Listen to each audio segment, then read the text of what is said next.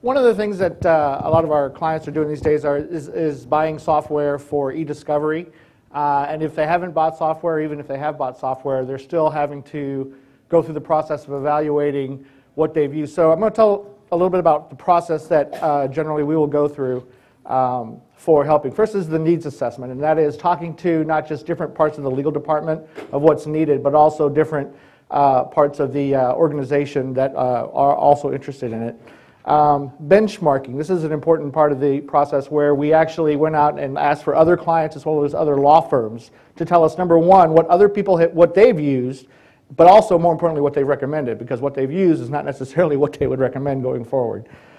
Request for information. An RFI is something that we learned, that I learned from the sales technology world. Usually there's an RFI and an RFP. The RFI is just a broad, you tell me your story about how you work, and then we'll adjust and see if that's something that we want. The request for proposal is where you actually build in your criteria of what your client wants or needs, and you send them back out, and usually you're going to put those back into some sort of spreadsheet. This is where you start prioritizing your data.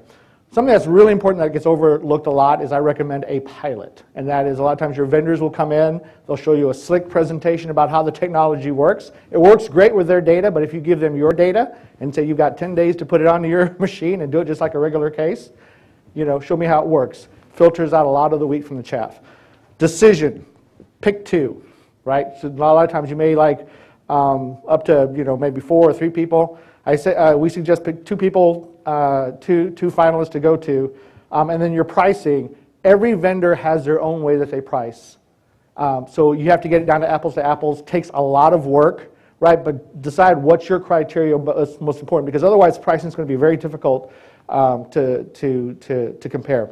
Choosing the actual vendor, I would say include second place. Right, this does a couple of things. Number one, it gives you lots of leverage with first place, right? To know that you've got 2 people that you're actually taking through the contracting process. But the other thing is you never know what's going to happen on the contracting process, right? There may be something that comes up that breaks the deal. When you actually get down to the contracting, we will actually take both first and second place through the contracting process, right? Again, what's great is it's leverage, right? If one side starts sticking on one point that it doesn't work really well, you can go and let them know that the other side's what they're willing to do. The last part of it is execution and monitoring. Even once you get the deal on paper, it's important to stay involved as the software or solutions getting implemented to make sure that. Actually, we had a case where our client was getting ready to pay another $10,000 bill, and when we took a look at it, we said, "Hey, wait a second, you've already paid for this in the contract." So it's important to make sure that you're set there.